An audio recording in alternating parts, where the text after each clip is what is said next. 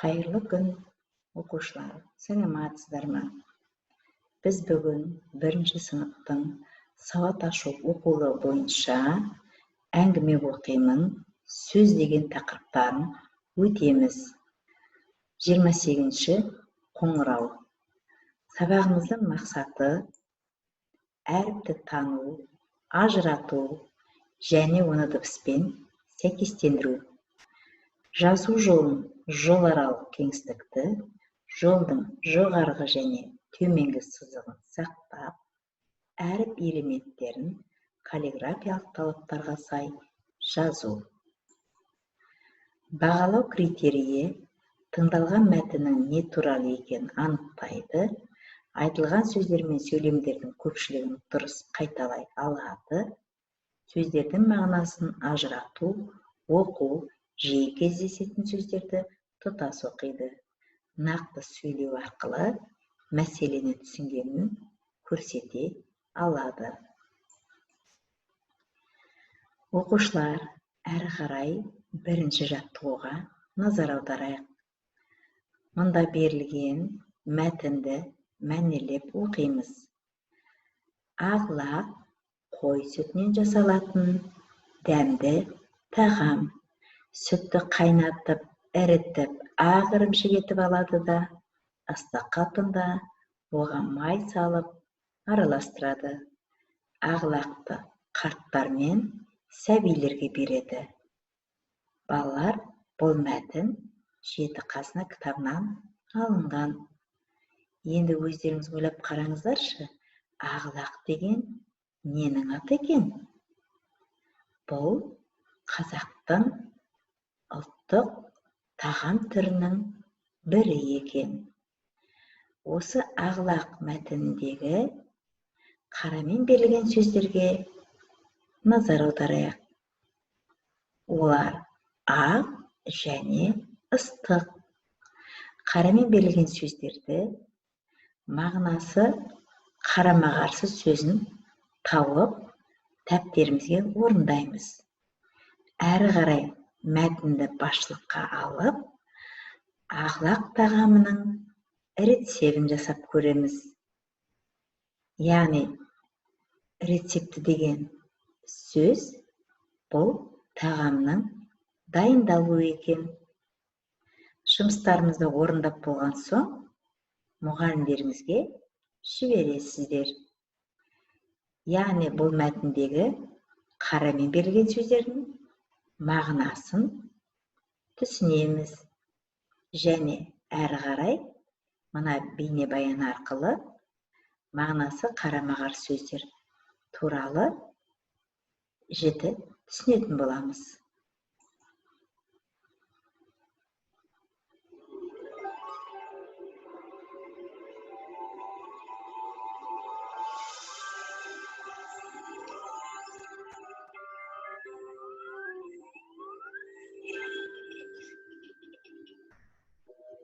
Ай мектеп.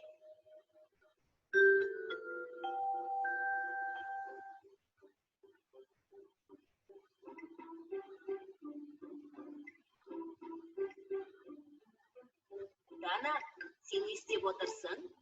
Мен ойланып отырмын. Не туралы ойланып отырсың? Қарындаш туралы ма? Иә, қараңызшы, мына екі қарындаштың қандай айырмашылығы бар?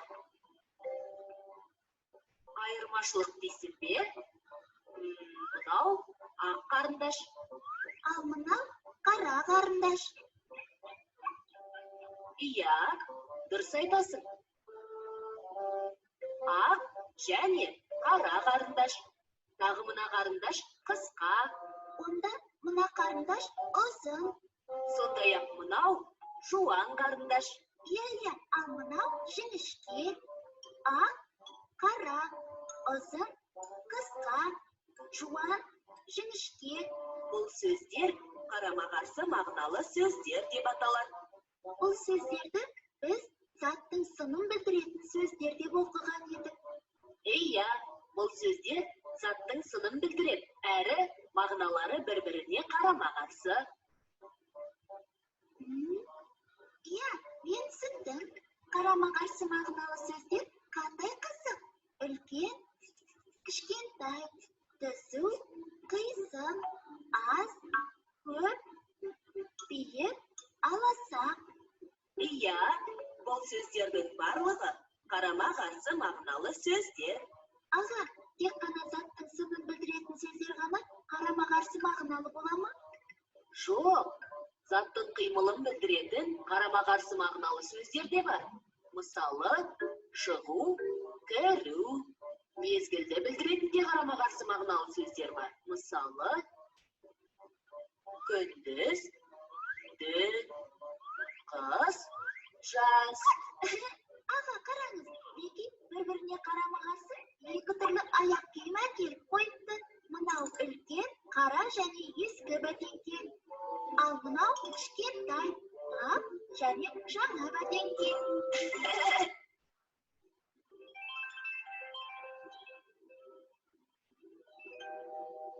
Қайталайық.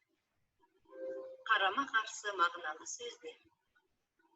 Тілімізде мағыналары бір-біріне қарама-қарсы сөздер болады. Мысалы, ақ, қара, ұзын, қысқа, жуан, жіңішке. Заттың сынын білдіретін сөздердің арасында қарама-қарсы мағыналы сөздер көбірек кездеседі. Мысалы, үлкен, кішкентай, қара, ақ, ескі, жаңа. Заттың қимылын білдіретін қарама-қарсы мағыналы сөздер де бар. Мысалы, әкелу, апару, кіру, шығу. Қарама-қарсы мағыналы басқа да сөздер кездеседі. Мысалы, күндіз, түн, қыс, жаз. Оқушылар, оқулықтағы екінші жаттығуға назар аударамыз. Бұл екінші жаттығуды нөмірі екінші жұмыс дәптерімізге көшіреміз. Яғни, көркем етіп жазамыз. Ағлақ қой сүтінен жасалатын дәмді тағам. Бұл сөйлемді көшірген кезде сөйлемнің бас әріптен басталатын және сөйлемнің аяғында тыныс белгі қойылатынын назардан шығармаймыз.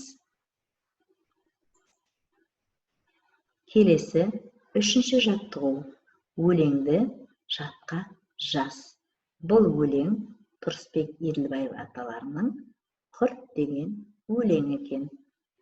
Қатты құртты жейміз, дәмі қышқыл дейміз. Салма артық күшіңді, сындырасың тісіңді. Бұл өлеңді жазып отырып, әріп элементтерін каллиграфиялық талаптарға сай жазамыз және өлеңді қатесіз, көркем, жатқа жазамыз.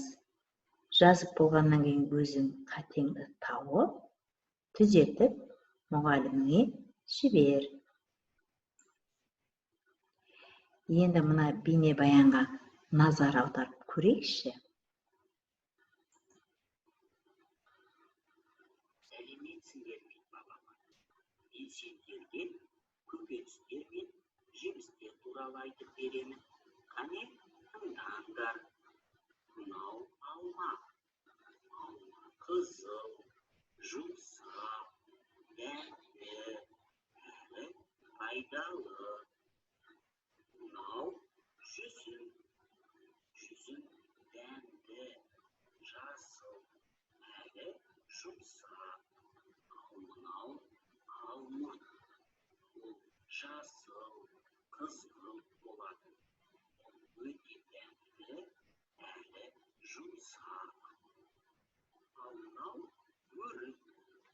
Ол сары, сарғыш болады. Ол өте дәмді, әрі жұмсақ. Ал мынау картоп. Ол қоңыр, қатты, бірақ дәмді. Ал мынау қызана. Ол қызыл, жұмсақ, әрі дәмді. Ол мынау сәбіз. Ол өте дәмді. Ол қызғылт және қатты. Мен сәбізді жақсы көремін. Мынау бұрыш. Ол сары, қызыл, жасыл болады. Ол жұмсақ, әрі дәмді. Ал балалар, жемістер мен көкөністер қандай болады? Қане, кім айтады?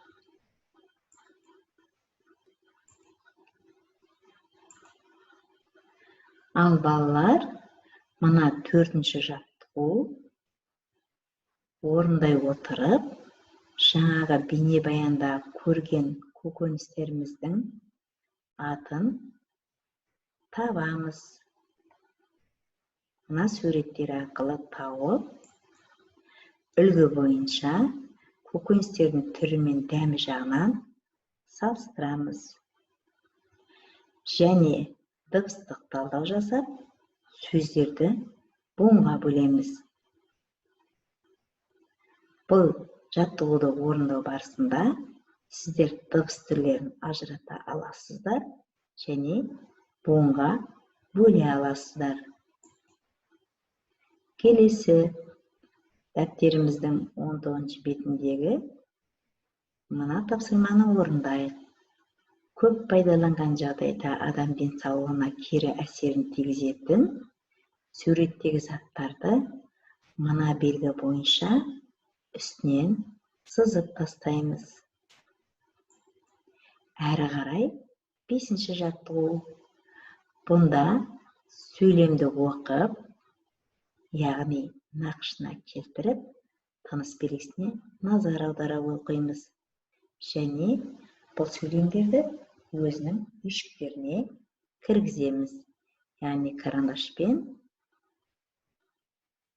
байланысу сызығын саламыз.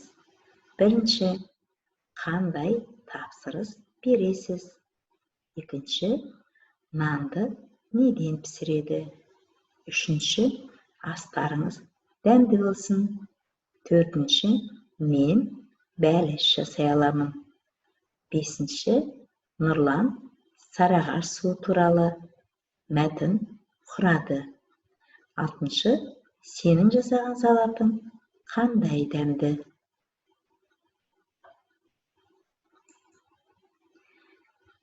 Балалар, бүгінгі өткен сабағымыз бойынша біздер тапсырмамыздың бәрін орындап,